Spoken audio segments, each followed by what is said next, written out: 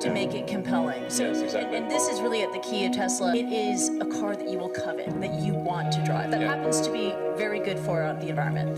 Yeah, exactly. And I think this is sort of general, advice I'd give to people starting companies, entrepreneurs in general, is really focus on making a product that your customers love. And it's so rare that you can buy a product and you love the product when you bought it. There are very few things that fit into that category. And if you can come up with something like that, your business will be successful for sure. But it is generally true that innovation comes from questioning the way things have been done before. And if in the education system you're taught not to do that, that will inhibit entrepreneurship, colonies elsewhere in the solar system, and ultimately extend beyond our solar system. And so there's the defensive reason of protecting the future of humanity, ensuring that the light of consciousness is not extinguished should some calamity befall Earth. That's the defensive reason. But personally, I find what gets me more excited is the fact that this would be an incredible adventure, maybe like the greatest adventure ever. And it would be exciting and inspiring. And there need to be things that excite and inspire people. Yeah. There have to be, reasons why you get up in the morning. You can't just be solving problems. It's got to be, something great's going to happen in the future. Yeah. People want to be more like you. Really? And for the fate of humankind, I think it would be great to have more Elon Musks. What do we need to do to become more like Elon? I don't know if I think it maybe sounds better than it is. There's a friend of mine who's got a great saying about creating a company. Trying to build a company and have it succeed is like eating glass and staring into the abyss. So, what tends to happen is it's sort of quite exciting for the first several months of starting a company, and then reality sets in, things don't go as well as planned, customers aren't signing up, the technology or the product isn't working as well as you thought. And then that can sometimes be compounded by a recession, and it can be very, very painful for several years. Frankly, starting a company, I would advise people to have a high pain tolerance. Yeah. Do you fear that maybe in this generation or the younger generation that they don't have that perseverance and grit to take on these really tough challenges? I think some people do, and but no, I think it is definitely true that maybe there are occasionally companies that get created where there's not an extended period of extreme pain, but I'm not aware of very many of such instances. So, but I do think that new great entrepreneurs are born every day, and we'll continue to see amazing companies get built. Yeah, but I would definitely advise people who are starting a company to expect a long period of quite high difficulty. But as long as people stay super focused on creating an absolute best product or service that really delights their end customer, like if they stay focused on that, then if you get it such that your customers want you to succeed, then you probably will. Right. You have to focus on the customer delivering for them. Yeah. Make sure if your customers love you, your odds of success are dramatically higher. Yeah. So I noticed I picked up two kind of themes from what you were discussing. One was somewhat audacious goals, and the other was I don't think I heard you use the word profit in anything that you spoke about. You seem to be each thing is pointed at reinvigorating an industry or bringing back space missions. How much of your success do you attribute to having really audacious goals, or versus just not being focused on the short term, money coming in or investors? Unfortunately, one does have to be focused on the short term and money coming in when creating a company, because otherwise the company will die. So I think that a lot of times people think like creating a company is going to be fun. I would say it's not. It's really not that fun. I mean, there are periods of fun, and there are periods of where it's just awful. And particularly if you're the CEO of the company, you actually have a distillation of all the worst problems in the company. There's no point in spending your time on things that are going right. So you only spend on things your time on things that are going wrong. And there are things that are going wrong that other people can't take care of. So you're like the worst. You have a filter for the crappiest problem in the company, the most pernicious and painful problem. So I would say I think you have to feel quite compelled to do it, and have a fairly high pain threshold. And there's a friend of mine who says like starting a company is like staring into the abyss and eating glass. There's some truth to that. The staring into the abyss part is that you're going to be constantly facing the extermination of the company. Because most startups fail. It's like 90%, probably 99% of startups fail. So that's the staring into the abyss part. You're constantly saying, okay, if I don't get this right, the company will die. And then the eating glass part is you've got to do the problems. You've got to work on the problems that the company needs you to work on, not the problems you want to work on. And so that's you end up working on problems that you'd really wish you weren't working on. So that's the eating glass part. And that goes on for a long time. So how do you keep your focus on the big picture when you're constantly faced with, we could be out of business in a month? Well, it's just a very small percentage of mental energy is on the big picture. Like you know where you're generally heading for, and the actual path is going to be some sort of zigzaggy thing in that direction. You try not to deviate too far from the path that you want to be on, but you're going to have to do that to some degree. But I don't want to diminish the. I mean, I think the profit motive is a good one if the rules of an industry are properly set up. So there's nothing fundamentally wrong with profit. In fact, profit just means that people are paying you more for whatever you're doing than you're spending to create it. That's a good thing. and if that's not the case, then you'll be out of business, and rightfully so. You're not adding enough value. Now, there are cases, of course, where people will do bad things in order to achieve profit, but that's actually quite unusual, because usually the rules are set up mostly correctly, like not completely, but mostly correctly. How do you spend your days now? Like, what do you allocate most of your time to? My time is mostly split between SpaceX and Tesla, and of course I try to spend a part of every week at OpenAI, basically half a day at OpenAI most weeks. But other than that, it's really SpaceX and Tesla. SpaceX or Tesla? Like, what does your time look like there? Yeah, so it's a good question. I think a lot of people think I must spend a lot of time with media or on businessy things, but actually almost all my time, like 80% of it is spent on engineering and design. So it's developing next generation product. That's 80% of it. You probably don't remember this, a very long time ago, many, many years, you took me on a tour of SpaceX. And the most impressive thing was that you knew every detail of the rocket and every piece of engineering that went into it. And I don't think many people get that about you. Yeah, I think a lot of people think I'm kind of a business person or something, which is fine, like business is fine, but but really it's like at SpaceX, Gwen Shotwell is Chief Operating Officer. She kind of manages legal, finance, sales, and kind of general business activity. And then my time is almost entirely with the engineering team, working on improving the Falcon 9 and the Dragon spacecraft and developing the Mars colonial architecture. And then at Tesla, it's working on the Model 3 and some in the design studio, typically half a day a week, dealing with aesthetics and the look and feel things, and then most of the rest of the week is just going through engineering of the car itself, as well as engineering of the factory. How should someone figure out how they can be most useful? Whatever this thing is that you're trying to create, what would be the utility delta compared to the current state of the art times how many people it would affect? So that's why I think having something that makes a big difference but affects a sort of small to moderate number of people is great, as is something that makes even a small difference but affects a vast number of people. Like the area under the curve. Yeah, exactly. The area under the curve would actually be roughly similar for those two things. I mean, there's a lot of things. I mean, certainly,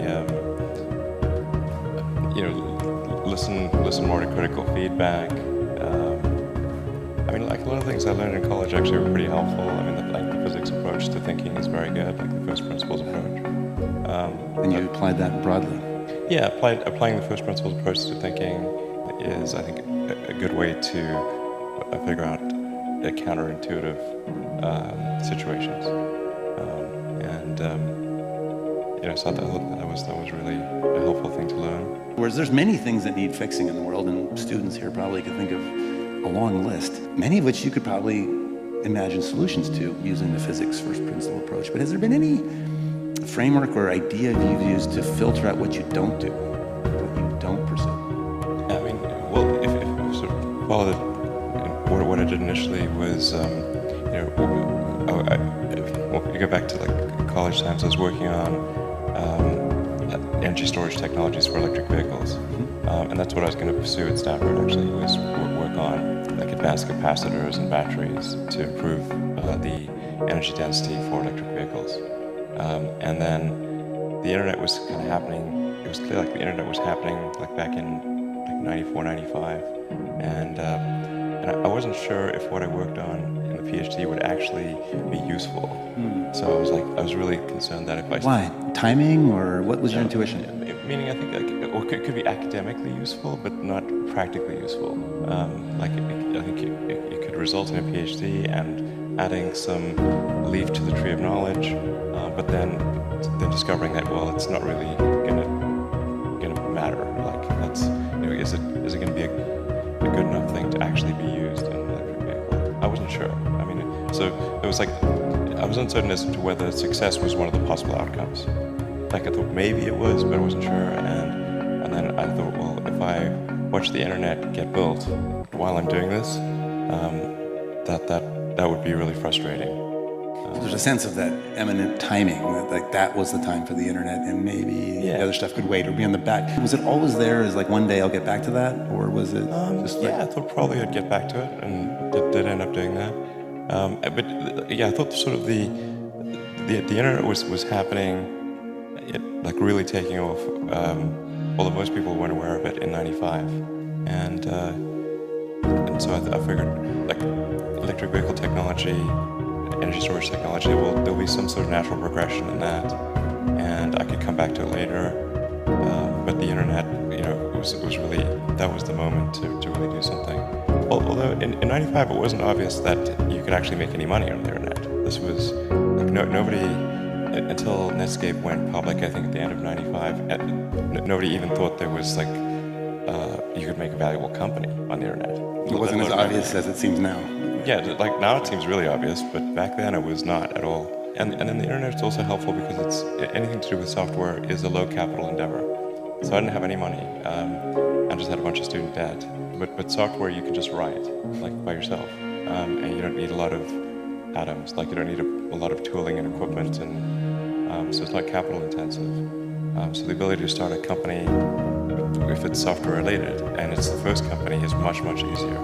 Right. It seems obvious now, but of course the easier place to start, and then as you gain more of a personal reputation and have more personal capital, as some may or may not know, SpaceX was entirely funded by Elon for its first period, partially from, in an era when others probably wouldn't have funded it, right, in those early days. Well, and actually, I mean, what the precursor to SpaceX was not, the idea wasn't really to create a company, it was to try to figure out why we hadn't sent people to Mars. Going from PayPal to sort of the next thing, I was sort of thinking, well, is there some way to reignite the dream of Apollo? That says you have a useful company. But no, in a high growth scenario, you have a lot more inputs for future outputs, so that you have negative cash flow and lack of profitability, and which we currently have at Tesla. But in the long term, of course, that has to be fixed. There can't be negative cash flow in the long term, and that there needs to be a net positive output, which is sort of profits in the long term. But in the short term, when there's high growth, it isn't the most sensible thing. When you have this thing that every employee and customer knows is the purpose of the company, how do you see that flowing through to benefits for the company? I think having a purpose certainly is going to attract the very best talent in the world, because if people can, if there's something that's intrinsically enjoyable and the financial rewards are good, but then also it's something that's going to genuinely change the world, then I think that's a pretty powerful motivator. But I don't think like everything needs to change the world, you know? I mean, honestly, like there's lots of like useful things that people do, and I mean, I think really it should be like a usefulness optimization. Like just say like, is what I'm doing as useful as it could be? You're talking about the goal of an organization? Or the goal in general, yeah. And you know, just even if something isn't changing the world, if it's making people's lives better, I think that's great. And you know, even if something's like making only people's lives only slightly better, but it's a large number of people, then kind of like the area under the curve is quite good. So is that mathematical first principles of point utility and numbers? Exactly. Yeah. Okay. Like, I mean, it's sort of like one could say like is like some app really making people's lives better? But if it's affecting a lot of people, even in a small way, then yeah, the sort of area is good. It's always really tricky to predict the future. I mean, some of it's pretty obvious. Like computing power is going to be just crazy. And the big change is the cost of computing power. Not so much the sort of circuit density, sort of the Moore's law thing. But if you look at, say, what is the actual dollars per instruction, and that is, I mean that cost is dropping exponentially. I mean, if you think about it, like if you're making a computer, you're rearranging silicon and copper, you know, so on a little chip. And once the capital cost of the development and the chip plant is paid for, the marginal cost of a chip is very, very tiny. So I think we'll see massively parallel computers and computing power and storage being, you know, as much as you want. And it's interesting. I too start with that. Like if I don't know what else to predict, but as a foundation, for sure, this seems like the safest starting, you know, premise. But then, what does that ripple through to in fields like genetics and AI, which you mentioned, autonomous driving, space-related topics? I mean, just ubiquitous computing everywhere. I think like AI is going to be incredibly sophisticated in 20 years. When does it first wake up? It seems to be accelerating, and the tricky thing about predicting things when there's an exponential is that an exponential looks linear close up,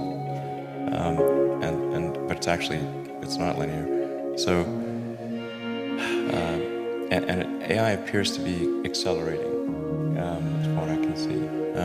And do you look at autonomous driving and point AIs like the Siri-like functionality as your guidepost? Well, I had sort of a debate about something like, is AI accelerating or not? And you were saying, well, what's the y-axis? You know, if it's accelerating, you have T on the x-axis, but what's the y-axis? And well, I thought about that, and I think you could have a recursive y-axis, so that if at any point in time your predictions for AI are coming sooner or later, that actually would help define whether it's accelerating or not. Whatever that axis was. So you might just look at the net change. It's a recursive axis. Like, so if in any given year, if you find your predictions are going further out or coming closer in, that actually, you know, is one way to think of acceleration. Because otherwise, what's the qualitative or quantitative measure of AI?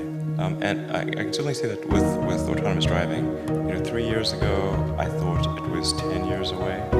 And then 2 years ago, I thought it was 5 years away. Now I think it's 3 years away, or less than 3 years away. Wow. So, and when you say away, like released to market, available for consumer adoption, as opposed to prototyping? No, I mean like the technology works. There's a sort of second question as to when regulators would approve it. Yeah. But like, good luck with that. The technology works as a general solution. So like autonomous driving, like basically works anywhere. So it could be sooner for point things, highway only, or. I mean, highway only. We're already in public beta with this at Tesla, so we'll be hopefully in the next several weeks releasing to all of the cars that have the autopilot hardware, which is all cars built in like roughly the last 12 months. So for sure, ubiquitous computing, AI that's beyond anything like the public appreciates today. I think we'll have most of the new vehicles being produced being electric, and we'll probably have the supermajority of energy being produced being sustainable. So I think we're headed Solar primarily in your mind? Primarily solar, yeah. I think that those are sort of some good things. Like I think we'll be hopefully on a good path for sustainable energy. Sooner is always better, but I think by 2035, I think we'll be substantially, like most of transport, most of new energy being produced will be sustainable. Broadband everywhere? Broadband everywhere, yeah. And hopefully a small base on Mars, or small city on Mars in 20 years, yeah. I think, City, did I hear? Well, okay, fine, town, village. Hamlet. I mean, that's exciting. I mean, that could get people fired up about the future. Yeah, I do. I agree, exactly. I mean, so for sure, Mars and sustainable transport, like those items, like are really sustainable energy. Those are, I think, really cool things. I mean, in terms of getting excited about it, I mean, it's like, I think we'll probably start seeing like more like truly cyborg activity, like human brain like brain-computer interfaces. Like there's alongside the AIs that are purely synthetic? Yeah, I think so.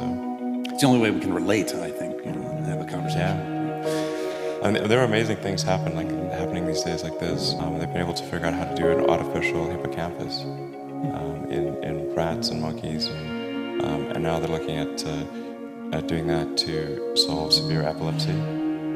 About half of severe epilepsy cases originate in the hippocampus. And by having sort of an artificially augmented hippocampus, they can actually solve, I believe, the severe epilepsy cases. Other board members asked, maybe in a cheering up kind of method, with some quoting Bill Gates or somebody that said, if you haven't failed, then you're not learning, or it's a paraphrase of the quote. And I remember your reply, and I have it written as a quote because I want to put it on a placard. Given the options, I prefer to learn from success, which I think is a great comeback. And so I guess I was curious in general, what do you think of the Silicon Valley mantra, fail fast, fail often, or as Esther Dyson says, always make new mistakes, as if failure is the crucible of learning? I'm curious if you had any further thoughts on that, and that maybe off-the-cuff comment you made out there. Well, I mean, there are many that sort of, I mean, I think there's like some entropic basis for this. Like there are many more ways to fail than to succeed. So you have to explore. I mean, particularly like for a rocket, there's like 1,000 ways a thing can fail, and like one way it can work. So you could have a lot of rocket failures to explore all the ways in which it can fail. But I do think that one great thing about Silicon Valley is failure is not a big stigma. So it's like if you try hard and it doesn't work out, that's okay.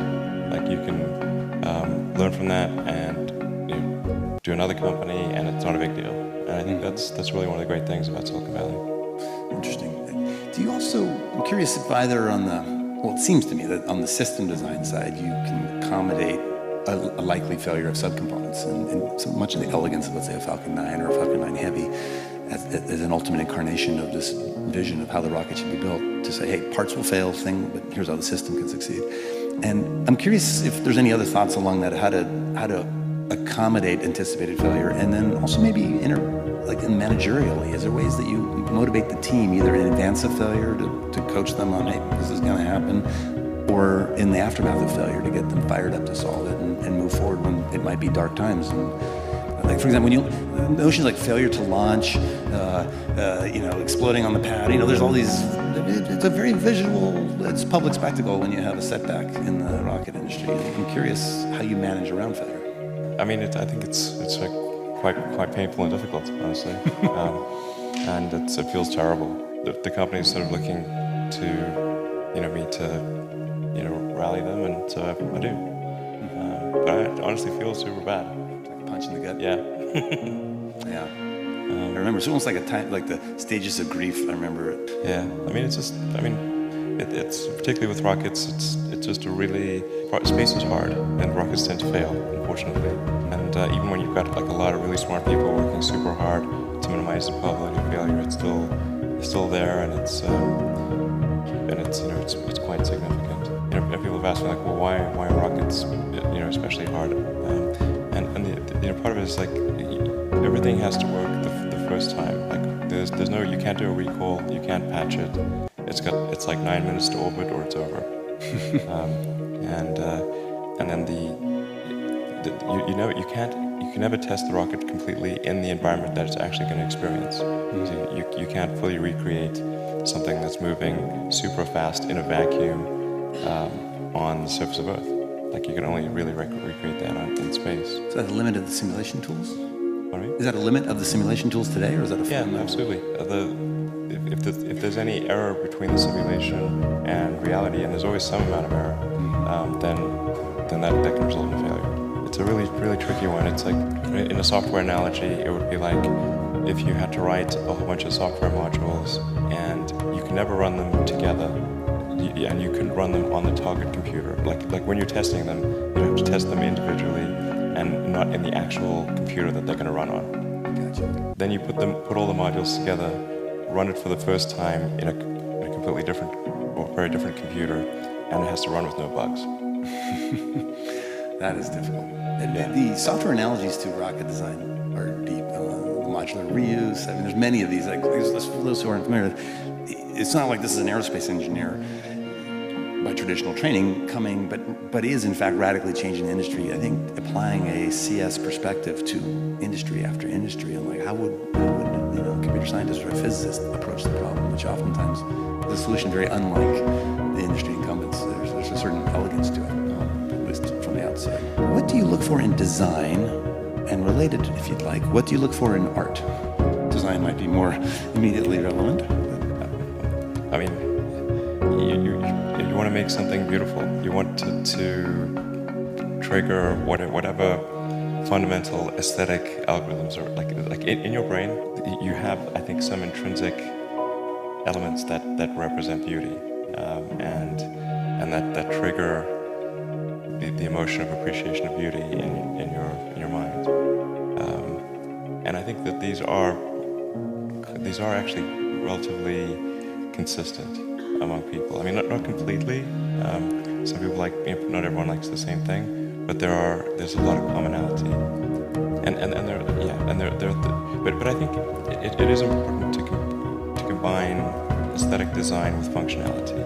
Like if you say, like, what was really hard about, say, the Model S or the Model X was to combine aesthetics and utility. So to balance the two. You can make a car look very good by giving it sort of certain proportions, like making it sort of low and slim, and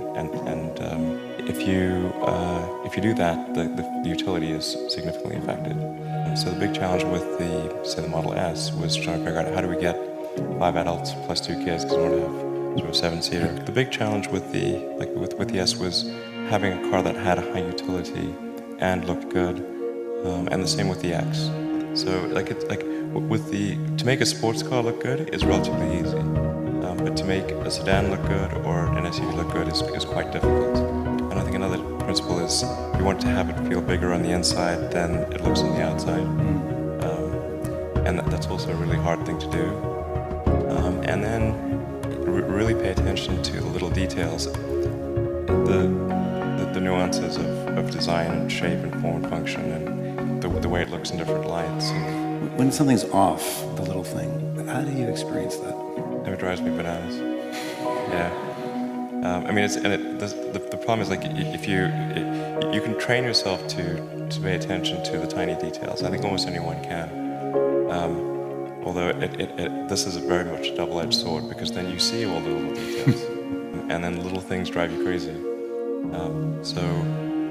But like most people don't consciously see the small details, but they do subconsciously see them. Like you sort of, your mind takes in a gestalt of the overall, an overall impression, and you know if something is appealing or not, even though you may not be able to point out exactly why. And it's a summation of these many small details. So most of us experience it as oh, I think that's ugly, or I think that's beautiful, or like, wow, that's elegant, but can't break it down. You mentioned something in passing, like you can train yourself in this, though? Yeah, you can train yourself, I think. You can make yourself pay attention to why. You essentially bring subconscious awareness into conscious awareness. God, I wish I could do that. How do you do that? Just pay really close attention.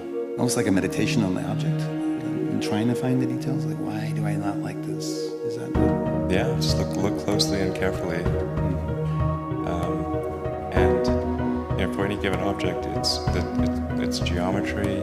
There's always something wrong somewhere all the time. And so as long as people stay super focused on creating the absolute best product or service that really delights their end customer, like if they stay focused on that, then if your customers love you, your odds of success are dramatically higher. Thursday, 24th of July 2008, my emotion pushed me to get out of my parents' home as I announced that I will be starting my own business and I won't ever become an employee. I thought I knew what I was doing, and even though I was prepared for whatever happens to me, I was inexperienced and underrated how painful the journey could be. 3 years, 5 years, and even 7 years after I burnt my bridge, I was still broke as I was the first day. Then, like a miracle, something happened. I borrowed a book from someone which ignited an idea that led me to build my first successful company. Now, if you ask me the secret of my success, my answer would be stubbornness. Yeah, some once told me that the word stubbornness connotes some negativity, but I still love to use it because that's what I think it is. Elon Musk said persistence is very important. You should not give up unless you are forced to give up. What I call stubbornness above is what Elon Musk referred to as persistence. While there could be a million principles about success, I can tell you that none of them is as important as persistence from personal experience. Persistence is very important. You should not give up unless you are forced to give up. The dark side of success. Mark Victor Hansen and Jack Canfield are the best-selling authors of Chicken Soup for the Soul book series, which has sold over 100 million copies. But guess what? Before Mark Victor Hansen and Jack Canfield became the best-selling authors of the Chicken Soup for the Soul series, they were rejected by 140 publishers. Their agent told them, "I can't sell this book. I'm giving it back to you guys." 140 times. If you think being rejected 140 times isn't a big deal, try being rejected just once. Rejection is painful. It makes us feel bad about ourselves. But if you genuinely want to achieve greatness in life, you'll press forward regardless of what others say about your idea. Persistence is very important. You should not give up unless you are forced to give up. The problem with many young people is that they give up too early. A friend of mine asked me for financial assistance to start a business at the time I was having a problem with my business, so I told him I could not help. This guy felt so bad that he confessed to me that he probably wouldn't ask anyone else for help. I knew from that moment that this guy could never become a successful entrepreneur, except he changed his mindset about rejections. Listen, people reject you for different reasons, and none of those reasons are good enough to stop you. Some people reject your ideas because they can't simply see the market for your product or service. Others reject your idea because their minds aren't seeing what you're seeing. And there are these other people who like you, but like in my case, can't help you because they have some personal issues you may not know about. In all of these, the solution to your problem is next. Who else can I talk to? That's it. Persistence is very important. You should not give up unless you are forced to give up. Before the Wright brothers became the inventors of modern aviation, they had hundreds of failed experiments and glides. Orville Wright later wrote, "Our first experiments were rather disappointing. The machine at times seemed to be entirely beyond control." So many people in our generation wish they could try something a few times and get it right. These people wish they could invent something or build a company with a few attempts or in a few months. Think about this. Toyota is one of the most successful automobile companies in the world today. But last year, when I was reading their biography, I discovered that the company was a complete failure in their first 13 years. I mean, for the first 13 years, Toyota only produced 2,685 cars, while a competitor at this period was producing as much as 7,000 cars a day. Think about that. If you were the owner of Toyota and you know that your competitor was selling more cars in a day than you're selling in a year, what would you do? Most people would give up. But the owners of Toyota company were stupid. I mean, who in the world keeps on trying to build a failing business for 13 years? But that's what it takes. Persistence is very important. You should not give up unless you are forced to give up. Stephen Covey built one of the most successful leadership training companies in the world. The company was at the time valued at $160 million. But guess what? This same company made no money for the first 11 years. I mean, they were in debt for 11 years as a company. Again, who in the world keeps on trying to wake a dead dog? Only the fools do that, which is why intelligence or smartness doesn't win in the race of life. Show me any man who would keep on trying despite unbelievable obstacles, and I'll show you a man who will succeed in the race of life. Persistence is very important. You should not give up unless you are forced to give up. Listen to me, young people, because we are in a generation where almost anything can be done within seconds. We have been spoiled by these experiences. Just last week, I started reading the autobiography of one of my country's greatest leaders, Nigeria. In this book, he wrote about how they usually spend 2 or 3 weeks traveling a distance of 170 kilometers. Today, even as bad as the roads are in my country, I'll drive that same distance in less than 4 hours. When I lived with my parents in our village, they would sit me down and dictate a letter to me. I would write these letters and send them home to their friends or relatives. It would take about 1 week for my parents to get a reply to the message they sent. Now we can communicate with anyone, anywhere in seconds. Our foods, water and clothes come to us just by pressing a few buttons. We have Amazon Prime, and we can travel hundreds of kilometers in a few hours. All these experiences have made us believe that anything should be achievable in days or worse, a few months. But we're wrong. Real things take time. It doesn't matter how much Tim Ferriss wants you to believe that you can be rich working 4 hours a week. Things take time, and a lot of time. It doesn't matter how much Tai Lopez wants you to believe that you can drive a Lamborghini next month if you give him your $9. My friend, things take a lot of time to build. Persistence is very important. You should not give up unless you are forced to give up. Calvin Coolidge said, "Nothing in this world can take the place of persistence. Nothing is more common than unsuccessful men with talent. Persistence and determination alone are omnipotent." Do you try to get someone to support your vision but they won't do it? Try someone else. Have you tried to build a business but you're failing? Read the books you haven't read before and try something different. Stop judging yourself harshly and stop believing those who claim to be rich in 3 months without any effort. Persistence is very important. You should not give up unless you are forced to give up. I hope this video helps someone. My name is Steve Courage. I'm a Nigerian entrepreneur based in Lagos. If you wish to know more about me, see my face and consume videos I make with my face, check the description box and join my new channel. I love you.